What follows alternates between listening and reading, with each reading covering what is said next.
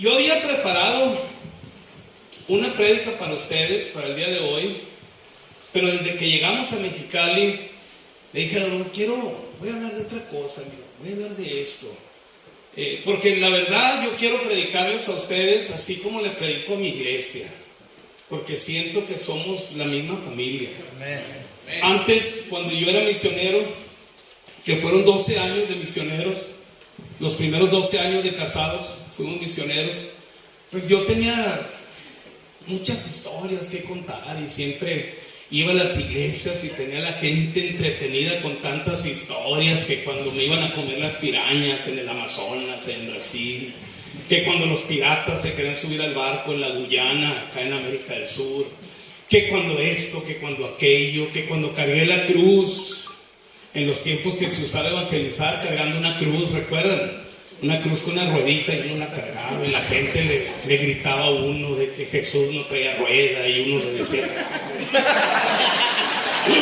y siempre contaba historias así y la gente se reía mucho y teníamos buen tiempo. Sí, está bien, pero ya he madurado un poco, he madurado un poco y ahora ya compartimos un poquito más de palabra, ¿no?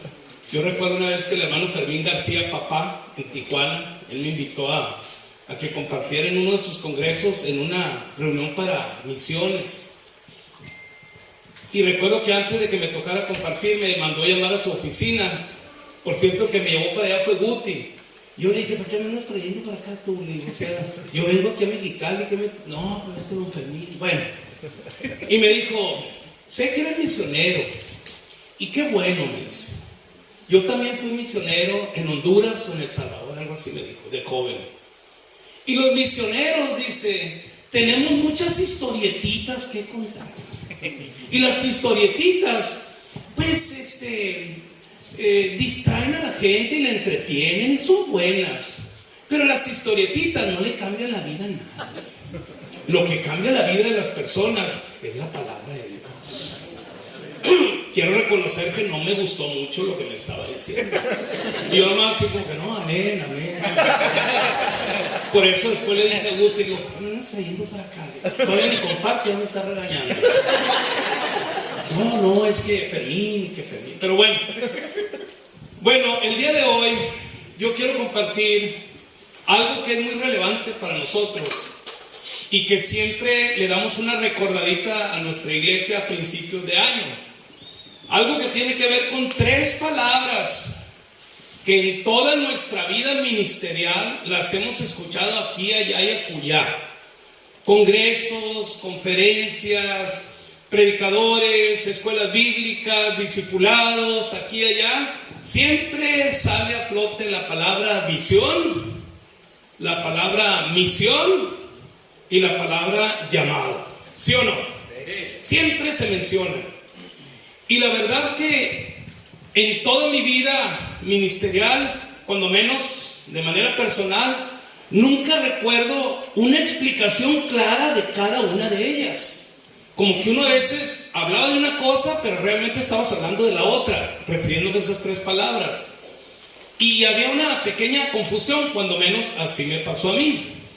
Yo recuerdo que en la iglesia de mi abuelo, porque mi abuelo era pastor, había una persona que siempre decía, es que la visión de la iglesia, y la visión para allá, y la visión para acá, y es que hay que adoptar la visión, hay que tener clara la visión. Y me acuerdo que un día le dije yo, ¿y cuál es la visión? Pues sabrá Dios, es lo que yo quisiera saber, pero por eso se platica. Me acuerdo que me quedé pensando y siempre le he recordado a Norún esas palabras de esa persona. Le digo, tanto que hablaba de la visión y no sabía ni de qué se trataba la visión. Pero bueno, el día de hoy yo he titulado la enseñanza precisamente así: visión, misión y llamado. Y quiero desglosar cada una de esas palabras porque Norún es una persona que siempre dice, si la gente entiende los porqués, va a ser más fácil que seamos parte de lo que está pasando. Y si alguien no entiende los porqués, pues va a andar ahí medio bloqueado, con freno en mano, como que no va a involucrarse fácilmente. cuando siempre estamos tratando de que la iglesia se involucre en lo que Dios está haciendo, ¿verdad que sí? Sí. Amén. Entonces, quiero decir para empezar que el crecimiento de la iglesia tiene que ver con el crecimiento personal de cada uno de los miembros de la iglesia. Y el crecimiento personal de la iglesia tiene que ver con el crecimiento de los miembros de ella, o sea, y viceversa. Yo crezco personalmente, de manera espiritual, crece mi iglesia. Crece mi iglesia como un reflejo de que estoy creciendo. Y todos queremos crecimiento, ¿verdad? Todos queremos que nuestra iglesia crezca. Todos tenemos planes y tenemos visión y tenemos sueños de ver multitudes. Y es bueno, es algo que Dios pone en el corazón de sus hijos para que podamos nosotros imaginarnos algo que todavía no se ve, pero ya lo podemos ver en el mundo espiritual, ¿verdad que sí? Muy bien, entonces, yendo a la palabra de Dios, ahí en Romanos 15, versículo 19, podemos ver cómo el apóstol Pablo tuvo mucho que ver su crecimiento cristiano en su crecimiento ministerial. Porque ustedes han de recordar que antes de ser Pablo era Saulo de Tarso. Y él se dedicaba a perseguir cristianos. Era una persona muy importante, muy influyente. Era una persona poderosa, de dinero. Saulo de Tarso. Era una persona estudiada, que hablaba griego, hablaba hebreo, hablaba romano. Era una persona que tenía permiso de las autoridades judías para encarcelar a los traidores del judaísmo y que eran pues seguidores de Cristo. Pero podemos ver ahí en esta parte de la Biblia, no lo voy a leer, pero en Romanos 15, 19, dice que el evangelio que predicaba Pablo empezó a moverse desde Jerusalén hasta Ilírico, dice, hasta Ilírico. Y yo recuerdo que yo busqué en un mapa dónde era Ilírico. Era un pueblo, era una aldea, que era Ilírico. Y realmente Ilírico tiene que ver con una manera de decir hasta allá. Es que prediqué, como decía aquel anuncio de las baterías Everready, ¿no? De Mérida hasta Ensenada, ¿no? O sea, el evangelio se movió desde Jerusalén hasta donde se devuelve el viento, pues. O sea, ¿dónde era eso? Ilírico, lejos. Y nosotros sabemos que Pablo tuvo un encuentro con Cristo y fue discipulado, y a como él creció como creyente, su ministerio creció exponencialmente. Dice en Hechos capítulo 22 que Pablo fue educado a los pies de Gamaliel. Y ser educado a los pies de Gamaliel es como decir hoy en día, fui a Harvard, imagínate, ¿no? O sea, fue educado en la mejor escuela que existía en aquellos tiempos, Pablo. También dice ahí en 2 Corintios 12, ya como creyente, dice Pablo, habla ahí en Corintios 12 de una persona, pero el contexto te da a entender que habla de él mismo, porque dice, conozco una persona que fue arrebatada hasta el tercer cielo. No sé si físicamente o espiritualmente, pero fue arrebatada hasta el tercer cielo. Y allá se le explicaron, dice, cosas sublimes, que él mismo terminó escribiendo eso en sus cartas, en sus 13 cartas, 14 por la carta a los hebreos, que no tiene autor supuestamente, pero se le adjudica a Pablo porque tiene todo su estilo. Bueno, entonces fíjate nada más. Y luego también dice Pablo ahí en Filipenses 3 del 7 al 8 que todo lo que él era antes de conocer a Cristo lo tenía por basura. Ya hemos leído esa parte de la Biblia, lo voy a recordar. Dice aquí en el versículo 7, dice, pero todo lo que para mí era ganancia, lo he estimado como pérdida por amor a Cristo. Y aún más, yo estimo como pérdida todas las cosas en vista del incomparable valor de conocer a Cristo Jesús, mi Señor. Porque lo he perdido todo y lo considero como basura a fin de ganar a Cristo. O sea, Saulo de Tarso, el perseguidor de cristianos, el que estudió a los pies de Gamaliel, el que tenía permiso por las autoridades, el hombre que fabricaba carpas, que era un negociazo en esos tiempos, ya con Cristo decía, todo eso para mí ya no vale nada. lo que vale la pena es lo que hago ahora con Cristo. Amén. Bueno, yo recuerdo cuando yo le dije a mis papás que quería ser misionero. No, hombre, un escándalo en la familia. ¿Cómo que vas a ser misionero? ¿Y quién te va a dar de comer? ¿Y de qué me sirvió ese mi papá haberte enviado a tu zona a estudiar? Ay, ahora vas a cobrar, ¿o qué? No, pues ¿de qué? Mira, yo crecí en una iglesia bautista y yo recuerdo que a las sesiones de negocios, porque ahí había sesiones de negocios y los que nacieron y crecieron en ese tipo de iglesia, a través de recordar, podíamos estar los que éramos bautizados, miembros. Y yo recuerdo a los 11 años me bauticé, y te voy a decir la verdad, me bauticé porque el pastor hacía el llamado al bautismo y yo me quedaba así calladito y mi mamá me volteaba a ver y lloraba, me veía mi mamá como diciendo, levanta la mano, y yo así, asustado, y no levantaba la mano, me daba miedo, no sabía qué iba a pasar porque no explicaban por qué había que bautizarse. Pero un día dijo mi mamá, hijo, va a haber bautismos, el pastor va a hacer invitación el domingo. Si tú levantas la mano, yo te voy a regalar una bicicleta. Ah, bueno. Ok. Una rodeo drive. Y recuerdo que el pastor dijo, ¿quién se quiere bautizar? Porque el pastor decía, levanta la mano que se quiere bautizar, y el que no la levanta se quiere al infierno, pues que lo vaya bien. Y cuando dijo, y volteé a ver a mi mamá, bueno, entonces me convertí en miembro de la iglesia y podía ir a las sesiones de negocios. Y recuerdo que en esa sesión, que era una vez al mes, una vez el tema era que venían los del Seminario Bautista de México ofreciendo becas para estudiantes de las diferentes iglesias que quisieran ser pastores. Y las becas eran de todo. Ropa, comida, pasajes, todo. Nada más había que decir quiénes eran los candidatos. Y recuerdo que en esa sesión de negocios dijeron, hay 2 becas para Culiacán. La primera, Iglesia Bautista Edén de Culiacán, construida en 1928, que ahí dice, ¿no? En el templo. Y esa era la reunión, eso era la sesión. Y mi papá levanta la mano y dice, pues yo creo, dice, que esas becas se las podemos dar a los hijos de la hermana Loida, una hermana de la iglesia. De todas maneras, esos muchachitos no sirven para nada. Pues qué mejor que sean pastores. Entonces, para mí, eso fue como que, los que no sirven para nada son los pastores. ¿Ok? Por eso cuando yo les dije, Dios me está llamando a las misiones, pues hubo un escándalo en la familia, porque pues todo ese pensamiento, ¿por qué motivo? No sé. Y me acuerdo que yo le decía a mis papás, ¿qué no me presentaron ustedes como bebé frente a la congregación y dijeron, este niño le pertenece a Dios y ahorita es prestado, pero Señor, lo que quieras con él? Ya sabes, ¿no? Cuando se presenta un bebé. Y ahora que Dios me está llamando, ustedes no me quieren soltar. Porque yo también pues siempre he tenido así carácter así recio, ¿no?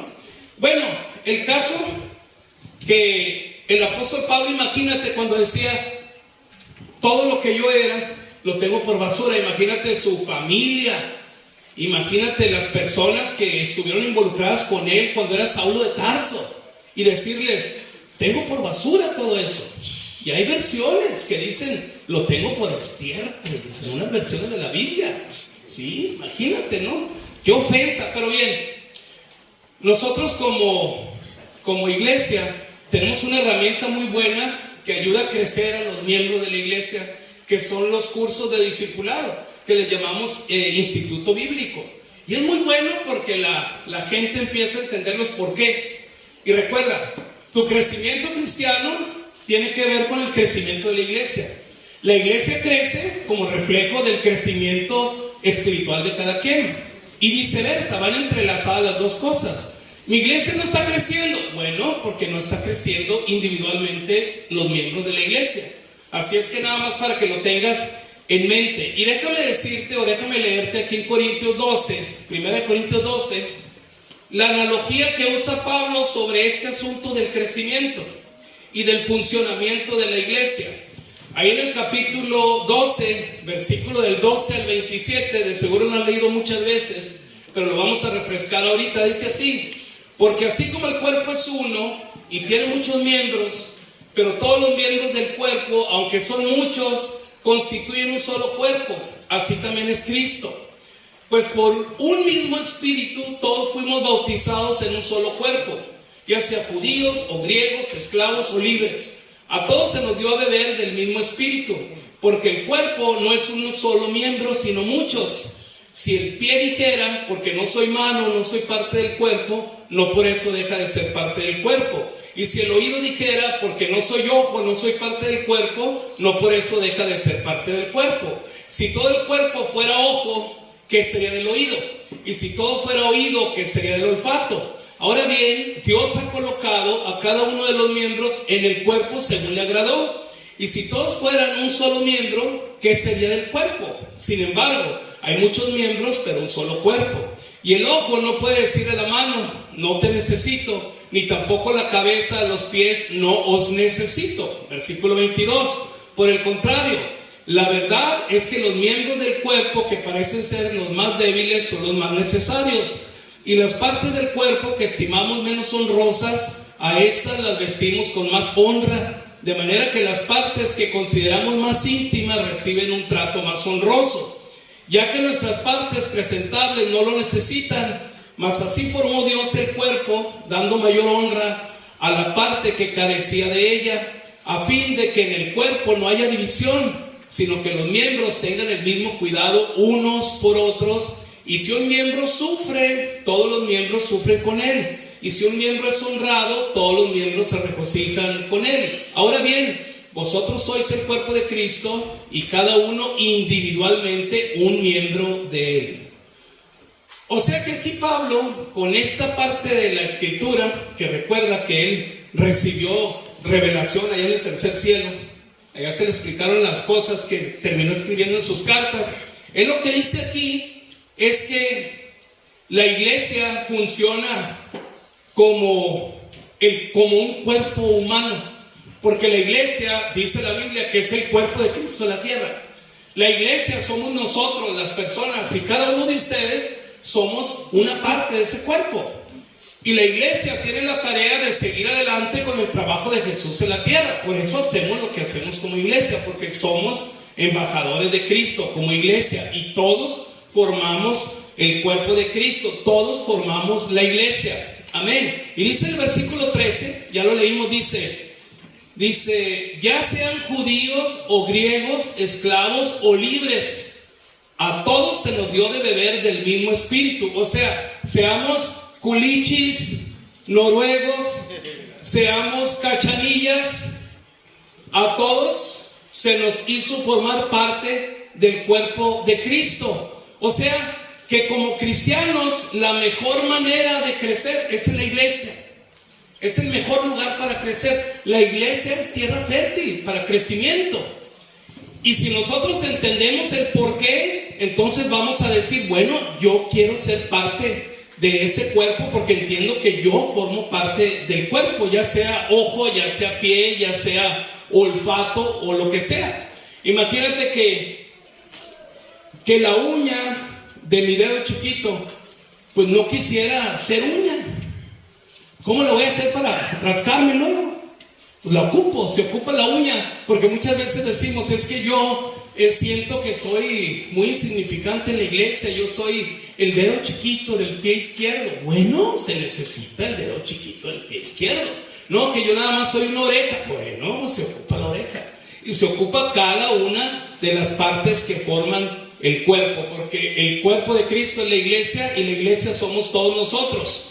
¿Cómo activamos esta verdad o este principio, como decía Paco, de crecimiento y desarrollo cristiano? Porque todos queremos crecer, todos queremos que la iglesia se expanda, queremos abrir iglesias por todos lados, amén. Pero recuerda, el crecimiento de la iglesia numérico tiene que ver con el crecimiento personal de los que somos miembros de la iglesia y viceversa.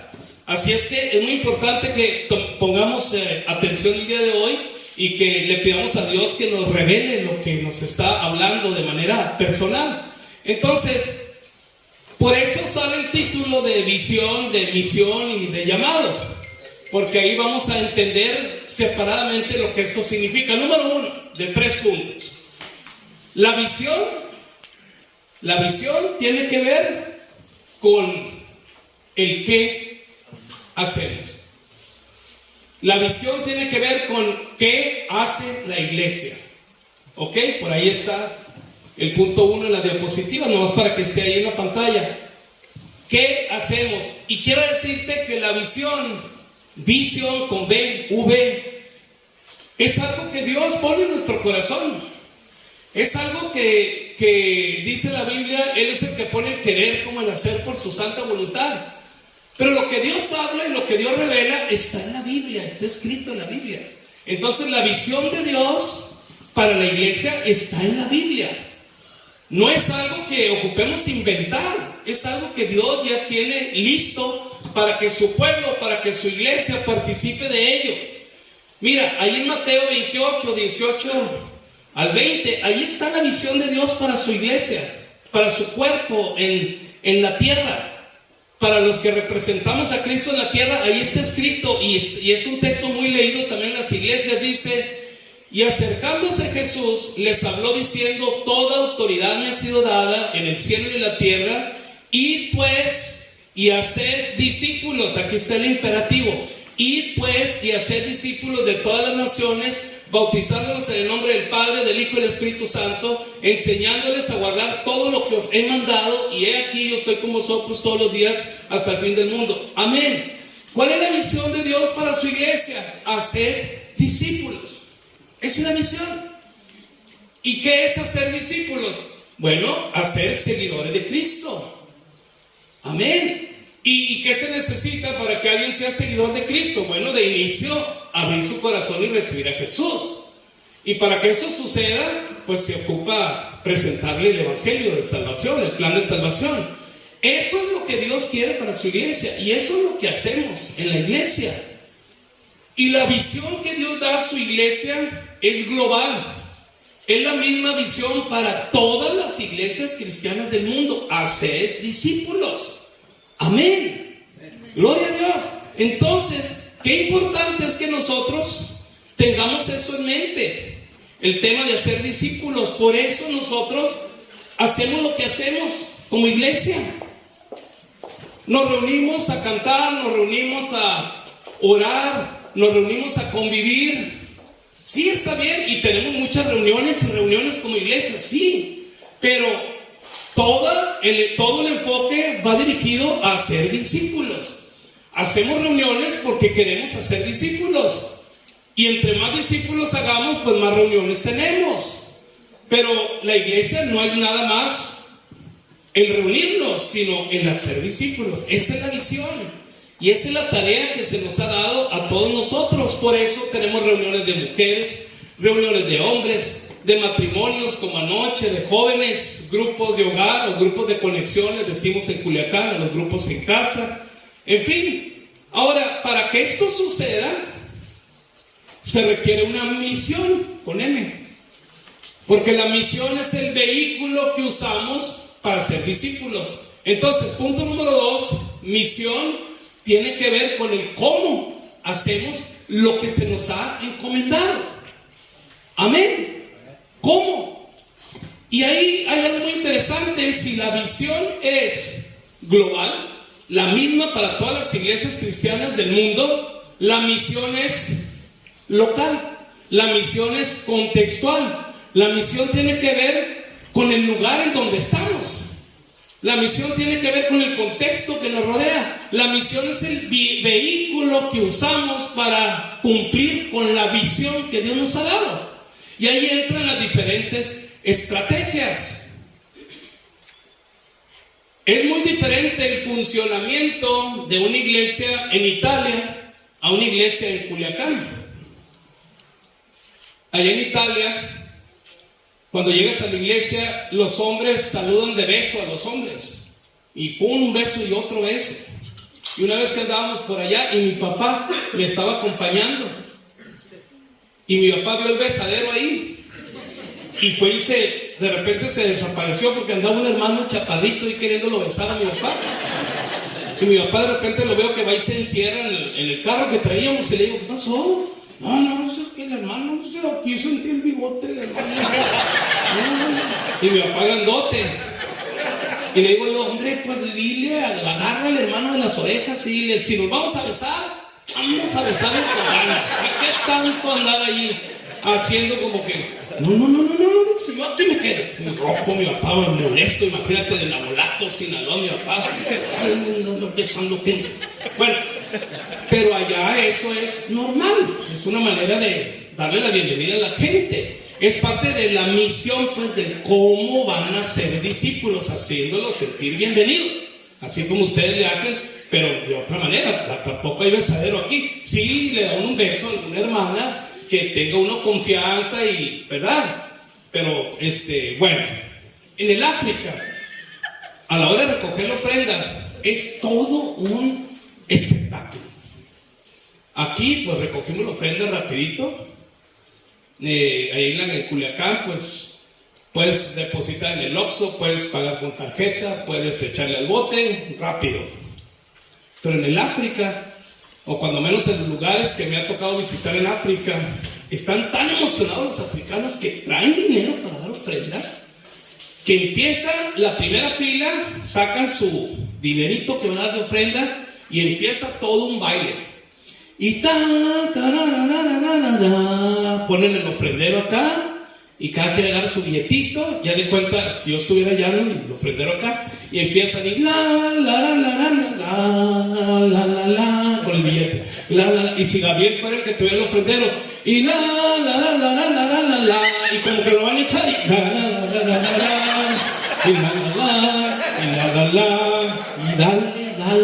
dale. Y ya cuando finalmente sueltan el dinero, recuerdo la primera vez que me tocó ver eso, fue como que, pues ya pues, echen la feria. Y para allá y para acá, y para allá y para acá, hasta que ponen el billete y más de uno no lo suelta y se incluye ese que no lo soltó con la otra fila. Y luego la otra fila y la otra. Hora y media el tema de la ofrenda. Pero bueno, es algo contextual que tiene que ver con la misión, pero la visión es la misma, pero el vehículo que usan para poder cumplir con la misión pues es distinto. Nosotros en Culiacán tenemos, por ejemplo, repartimos despensas, tenemos adoptadas 60 familias que cada semana les damos sus despensas. Construimos unas casitas que damos gratuitamente a familias que viven en extrema pobreza. Acabamos de hacer una ahorita en enero, estamos empezando otra, cuesta 100,000 pesos cada casita, y es un milagro de Dios cada una de las casas que hacemos. Pero es el contexto, porque tenemos una iglesia en el basurón municipal de la ciudad, y la gente alrededor de esa colonia son pepenadores ahí en la basura. Viven en casas de cartón, piso de tierra, hule y ya saben, sin baño, sin drenaje ni nada. Entonces el contexto ahí pues es ayudarlos con sus casitas, con sus despensas, porque la visión es que se conviertan en seguidores de Cristo, hacerlos discípulos. Entonces, mientras la visión es la tarea que se nos ha encomendado, la misión es el vehículo que usamos para el cumplimiento de esa tarea. Amén. Hay personas que llegan a la iglesia y vienen de una iglesia anterior, que ya son cristianos, y llegan queriendo que la iglesia a donde llegan haga la misma misión con M que hacían en la otra iglesia. Pero va a ser difícil, porque la misión tiene que ver con la estrategia que la iglesia local a donde Dios te trajo está haciendo para alcanzar a las personas y convertirlas en discípulos. Entonces lo mejor que puedes hacer tú cuando llegas a una iglesia o a la iglesia que Dios te trajo es entender cuál es el vehículo que están usando para poder alcanzar el deseo de Dios, el que la gente reciba a Cristo y se conviertan en seguidores de Cristo. Bueno, entonces por eso les digo que el crecimiento personal de cada uno refleja en el crecimiento numérico de la iglesia, y viceversa. El crecimiento numérico de la iglesia tiene que ver con el crecimiento personal de cada uno de los miembros de la iglesia. Pero viene el tercer punto, la tercera palabra, y esta tiene que ver con el llamado famoso. ¿Cuántas veces escuchamos, Norún y yo, en todos estos años, aquí y allá, que hay un llamado, que cuidado, que no te vas a equivocar del llamado, no sea que no sea el llamado, no, es que Dios llama. Y llegó un punto que yo entendía que el llamado era un jalón de orejas, el llamado era así como que Dios te va a dar un ajuste para que se le quite. Ándele. Entonces cuando se habla de llamados, como que, no, porque hay un misterio en la mente. Yo recuerdo a los 16 años que bautistas, ¿no? Hasta entonces, y por algún motivo yo entendí que los únicos que nos íbamos a ir al cielo éramos los bautistas, nadie más. No decían así directamente, pero así se entendía, o así lo entendí yo.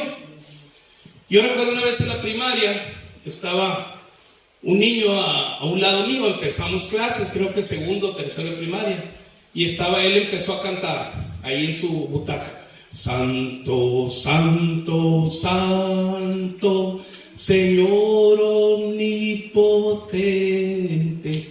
Y le dije: ¿eres cristiano? Porque yo siempre era el único cristiano cuando iba a la escuela. Y me dijo: soy apostólico. Nunca había escuchado esa palabra.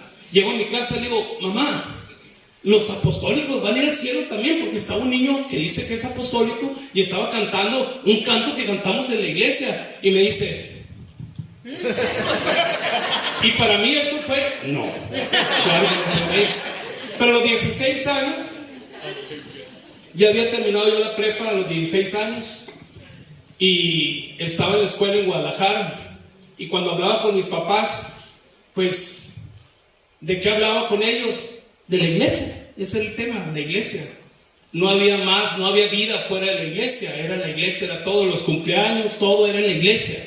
Y si algún mundano cumplía años, no podíamos ir porque pues, eran mundanos, pues. Y un día le digo: ¿qué pasó? ¿Vamos a la iglesia? No, hijo, ya no estamos yendo a la iglesia bautista. ¿Y eso? Es que tu abuelo está empezando una iglesia nueva. Ah, pero va a ser bautista, va a ser carismática. ¿Qué es eso? No, es que ya podemos aplaudir. Ya ves que el día que yo le enseñé a los niños en la iglesia a cantar ese cantito que dice: si el Espíritu de Dios se mueve en mí, yo aplaudo como David. Llegó la convención bautista y me querían correr de la iglesia por haber hecho ese escándalo de que los niños aplaudieran, ¿te acuerdas? Sí, pues por eso ahora vamos a ser carismáticos. Le digo: entonces los carismáticos y los bautistas se van a ir al cielo. Sí, también los carismáticos. Y ahí yo me rebelé, y me duró la rebelada unos añitos, hasta que Dios me llamó a las misiones. Por eso cuando Dios me llamó, yo consideré que era un castigo, porque anduve de rebelde anteriormente al llamado.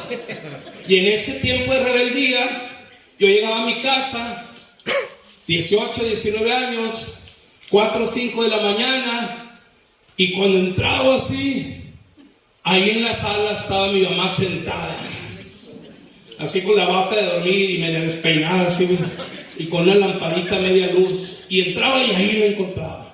Y me decía: un día, Miguelito, un día el Señor se va a encargar de ti. Mira, me daba un miedo. Se me ponía la piel chinita, y para poder pasar por ahí donde estaba mi mamá rumbo a mi recámara era así como que un día. Entonces, ¿tú crees que yo quería que ese día llegara? No, te estoy hablando del llamado, pues. No quería, me daba miedo. Por eso cuando me fui de misionero dije: pues me perdiendo completo, porque ese día bien hubiera podido llegar sin una pierna, hubiera podido llegar enfermo, en silla de ruedas, no sé, pero ando completo, pues ya di ganancia. Pero bueno, el llamado tiene mucho que ver con lo que Dios quiere hacer. Y si la visión es global y la misión es contextual, el llamado es personal. Y ahí es muy importante que nosotros entendamos esta parte, porque cuando entendemos el llamado es porque sabemos que ponemos nuestro granito de arena en el cumplimiento del deseo de Dios de hacer discípulos. Y también porque entendemos que en la iglesia donde yo me congrego hay vehículos para que yo participe, y ahí es donde entra el llamado y pongo mi granito para que la iglesia fluya como un cuerpo bien coordinado, como bien explica Pablo ahí en Corintios. Entonces es muy importante que entendamos que este llamado es personal, y una iglesia se hace débil o se hace fuerte dependiendo la participación de los miembros del cuerpo de esa iglesia. Es por eso que si Dios te trajo aquí, pues aquí es donde tienes que participar para que todo el plan de Dios funcione. Y otra cosa, cuando tú entiendes que tú eres parte de ese trabajo de Dios y empiezas a descubrir cuál es tu parte en el cuerpo de Cristo, y empiezas a involucrarte aquí y allá hasta que descubres que una área en particular hace que tu corazón lata de manera especial, de repente dices, nunca me hubiera imaginado que iba a disfrutar tanto hacer lo que estoy haciendo, porque descubres que el llamado que es personal de parte de Dios para ti es algo diseñado para ti, que hace que tu corazón lata al ritmo perfecto. Ayer veía yo a Jesús, ¿verdad? Tu hermano y su esposa, no hombre, como pez en el agua con el tema ahí de las cartas y de las donas y todo eso. Yo casi le decía, una dona para acá. Pues se veían buenas las donas, fluyendo bien. Veo cómo los que dirigen la alabanza fluyen como pez en el agua, porque están descubrieron su parte en el cuerpo. Pues veo allá el muchachito Joshua, que de que entro me dice, ya pues pastor, ya se emociona poniéndole pero descubrió pues la parte que le corresponde a él en todo este asunto de Dios. Y no nada más es decir, ay, qué flojera andar descubriendo. No. Ese llamado está conectado con tus dones naturales y espirituales que Dios te ha dado. Está conectado con los talentos que tienes. Y al participar del llamado te das cuenta que andas como pez en el agua. Sí, de veras. Amén. Gloria a Dios. Yo antes de dedicarme al ministerio, yo me quedé con un negocio de mi abuelo. Mi abuelo tenía una panadería en Culiacán por años y años. Y yo me quedé con el negocio porque yo trabajé con mi abuelo desde que estaba en la primaria. Y luego me quedé con el negocio y lo tuve 8 años. Y vendíamos pan y le repartíamos a todos los abarrotes. Y me encantaba el tema de que, a ver, llévense esta combi llena de pan a tal colonia y vamos a agarrar nuevos clientes por allá. Y les mandaba una charola de pan bien empacadita y le decía a los repartidores, vayan a los abarrotes y díganles, yo sé que ya vende pan, pero aquí le traigo un pan mejor. Se lo voy a regalar una semana todos los días con la condición que le dé gas al panadero que tiene y me compre a mí. Y me encantaba decir, no, pues ya corrimos a otros panaderos y agarramos 5 entregos más, 10 entregos más, y todos los días le vendíamos a 100 abarrotes y los tenemos surtidos de las escuelas y todo. Andaban cerquita del llamado, porque ahora es pan de vida, pues. Y antes eran cochitos y arepas y ojo de buey y polvorón y, a ver, ayúdeme, conchita, donas y todo eso, virotes. ¿Cuáles? Orejas, sí. Y me encantaba. Pero cuando me involucré en el asunto del pan de vida, como que digo, oye, está mejor esto. Porque en aquellos tiempos decía yo, ya voy a empezar a venderle a los Oxxos. Empezaban los Oxxos, te estoy hablando hace más de 30 años. Empezaban los Oxxos. Y los estaba agarrando de clientes. Y los Oxxos me dijeron, empaca el pan porque va a haber muchos Oxxos. Y ocupamos comprarte el empacado. Sí, en eso andaba. Cuando yo me fui de misionero. Y sin pensarlo, resulta que el pan de vida estaba conectado con mis talentos, con mis dones, con mis sueños. ¡Wow! ¡Qué bendición! Entonces, si la visión es global, la misión es contextual, el llamado es personal. Dice Pablo en Efesios capítulo 1, versículo del 3 al 6, lo siguiente.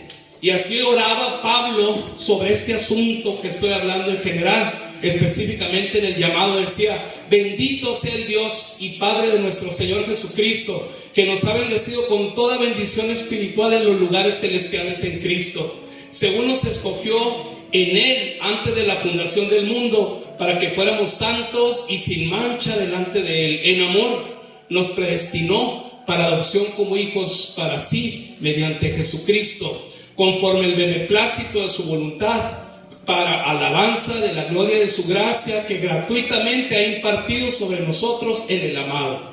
Y luego dice Efesios 2:10, somos hechura suya, creados en Cristo Jesús, para hacer buenas obras, las cuales Dios preparó de antemano para que anduviésemos en ellas. ¿Cómo funciona o cómo se activa todo este asunto de crecimiento personal igual a crecimiento de la iglesia? Crecimiento de la iglesia es el reflejo del crecimiento personal. ¿Cómo se activa esto? Cuando escuchamos la convocatoria que Dios nos está haciendo cada vez que escuchas la palabra. Cada vez que escuchas la palabra, Dios te está recordando su visión, su deseo de que todo el mundo le reciba y sea reconciliado con Él. Y dos, te está mostrando los vehículos que se usan para el cumplimiento de su deseo y te está llamando de manera personal. Dios te hace una convocatoria cada vez que escuchas la palabra. Y hay 3 consejos que te puedo dar antes de terminar sobre este tema. 3 consejos que pueden hacer la diferencia en este 2023. Yo escucho a Paco y a su esposa y a Gabriel y a todos sobre los deseos y los planes que tienen para Comunidad Cristiana Aeropuerto. Y me platican cómo quieren tener el auditorio que van a construir, y así, y acá una cafetería, y por abajo no sé qué, y por arriba acá, y con vidrios así. O sea, está viendo algo que todavía no existe. Está viendo el deseo de Dios. Ese deseo tiene que ver con crecimiento de la iglesia, numérico. Y ese crecimiento numérico tiene que ver con el crecimiento espiritual de cada uno de nosotros. Queremos llegar allá, ocupamos ayudar a que todo el cuerpo funcione mejor. Si no, nos vamos a atorar. Ahora, ¿qué podemos hacer? Bueno, 3 cosas. Número 1, este año profundícense en el entendimiento de la palabra de Dios. Este año dile: Señor, quiero entender tu palabra. Hay personas que llegan a nuestra iglesia y me dice: pastor, entiendo muy bien lo que predica. Yo vengo de una iglesia, dicen, 10 años estuve congregándome y nunca entendí lo que el pastor estaba diciendo. Pero ¿cómo que no entendiste? No, es que usaba unas palabras muy rebuscadas que ni uno sabía lo que significaban. Bueno, pero número 1, este año profundízate en el entendimiento de la palabra de Dios. Es la mejor revelación y es la mejor manifestación del Espíritu Santo en la vida del creyente, entender lo que Dios te está diciendo. Eso se llama revelación. Y revelación significa quitar lo que tiene escondido, eso que no puedes ver.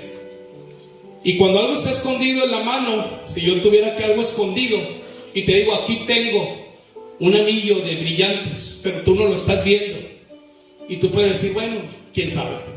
Pero cuando yo abro la mano y te lo muestro, eso es revelación. ¡Wow! Y ya cuando lo ves, lo puedes usar. Mientras no lo veas, no lo puedes usar.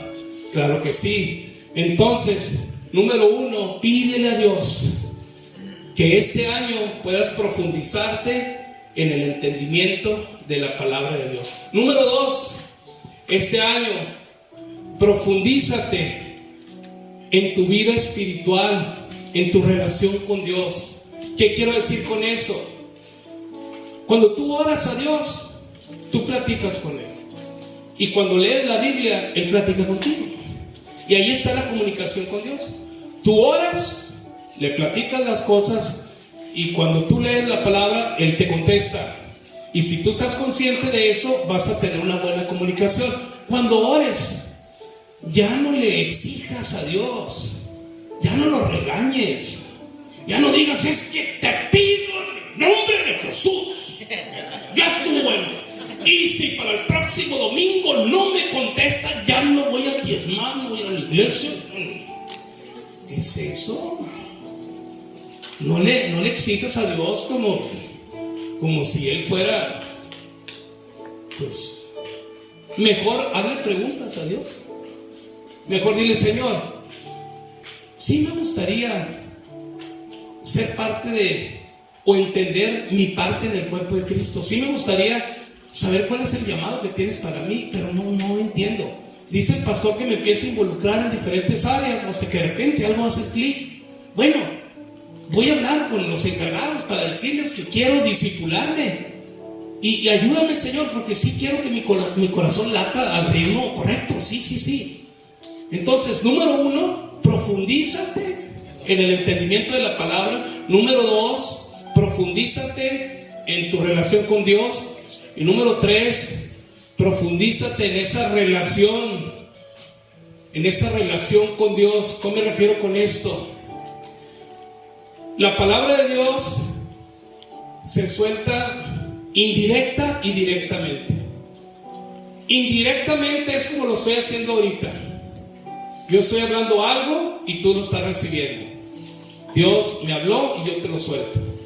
Pero directamente es tú lo que escuchaste y los versos bíblicos que apuntaste, los lees en la Biblia tú solito y Dios te va a revelar directamente algo a ti. Y ya que Dios te revele algo a ti, tú te juntas con otros 3, 4 que también escucharon la prédica y también hicieron una lectura personal de lo que escucharon y platican juntos de lo que recibieron. Y Pablo dice: junto con todos los santos vas a entender la altura, la profundidad, la anchura del amor de Dios. Juntos hablando de las cosas de Dios. Y cuando eso sucede, empiezas tú a crecer espiritualmente, empiezas a madurar. Y eso se refleja en el crecimiento numérico de las personas que te rodean. Al rato, tu familia, tus vecinos, tus amigos, compañeros de trabajo empiezan a añadirse a la iglesia por lo que están viendo en tu vida. Amén. Gloria a Dios. Yo creo fervientemente que el sueño que Dios les ha dado a ustedes es real. Y la verdad que me emociona escucharlos. Qué bendición el lugar que tienen aquí, esta propiedad. Wow. Qué bendición la albercona que tienen ahí. Qué bendición los planes que tienen. Amén. Gloria a Dios. Hacer discípulos, ser parte de las estrategias de mi iglesia y entender cuál es la parte del cuerpo en la que yo voy a funcionar. Y todo eso va a llevar a esta iglesia de gloria en gloria, de triunfo en triunfo. Nosotros todo lo que usamos rentamos. Todo lo que usamos ahorita lo rentamos. El único lugar que tenemos propio es el del basurón, el lugar donde construimos ahí el templo. Pero todo lo demás es rentado. En Guadalajara, en Zacatecas, en Costa Rica, en Culiacán, todo. Y ahorita le pusimos la mira a una bodegona que está en Obra Negra, cerca de nuestra casa. Ya está la bodega. 13 millones de pesos quiere la señora. Y ya se le hemos mostrado a 2, 3 personas y como que sí, qué suave está. Amén. No son 8 hectáreas, no, es un pedazo más chico. Creo que son 5,000 metros cuadrados nada más, pero es urbano ahí. Y nos gusta. Entonces, para poder llegar allá, el pastor ocupa trabajar mucho con los porqués. Y ocupa asegurar que todos estén creciendo y que todos estén entendiendo las estrategias y que todos estén discipulando y que la iglesia numéricamente vaya avanzando. Y tarde o temprano vamos a tener la inauguración de nuestro templo y allá van a andar ustedes, celebrando. Y también nosotros vamos a venir aquí cuando construyan ahí. Mira, de aquí a 10 años que pasan así de volada, ustedes se van a acordar de la prédica de hoy. Y de aquí a 10 años vas a decir: bueno, yo jamás me hubiera imaginado que hacer lo que estoy haciendo ahora en la obra de Dios me iba a emocionar tanto. Y mira, gloria a Dios, Dios hace milagros, esto y aquello. Sí, así es. En fin, pudiera seguir hablando, pero esos 3 puntos son los que quería dejar clavado en tu corazón, sembrado en tu corazón. Y me di cuenta que había personas nuevas desde ayer. Si las personas nuevas que están aquí nunca han hecho una oración para recibir a Jesús como Salvador, si no recuerdan haber dicho: Jesucristo, acepto el perdón de pecados. Jesucristo, gracias por reconciliarme con Dios. Gracias por ser mi Salvador. Si nunca has hecho esa oración, por ahí se empieza todo. Ahí empieza todo. El Evangelio se predica, tú recibes la palabra y Dios empieza a obrar en ti. Y empiezas a ser parte de esas nuevas criaturas que Dios promete en 2 Corintios 5, 17. Así es que si tú estás aquí por primera vez, o si tú no recuerdas haber invitado a Jesús a tu corazón, ahí donde estás sentado en tu lugar en silencio, y los demás que ya han hecho la oración de fe, apóyenme, vamos a orar juntos para que estas personas nuevas reciban a Jesús. Es lo mejor que puedes hacer el día de hoy. Es lo mejor. En silencio repite estas palabras, y tú que ya las has repetido, apóyame para que se animen estas personas y di así: Señor Jesús, el día de hoy abro mi corazón y te acepto como el Salvador de mi vida. El día de hoy recibo el perdón de pecados. El día de hoy declaro que soy una nueva criatura. El día de hoy te doy gracias por la palabra que has puesto en mi corazón. Gracias, Padre Santo. Amén. Si alguien hizo esta oración, aunque la hayas hecho en silencio, Dios ya te escuchó y Dios apuntó tu nombre en el libro de la vida. Y si tú quieres hablar al respecto sobre esto que hiciste, acércate a uno de los pastores, a alguno de los líderes y dile: yo oré el otro día, ¿qué sigue de ahí? Y ellos te van a explicar. Amén. Dios los bendiga y me da mucho gusto estar con ustedes. Y vamos a tener nuestra oración.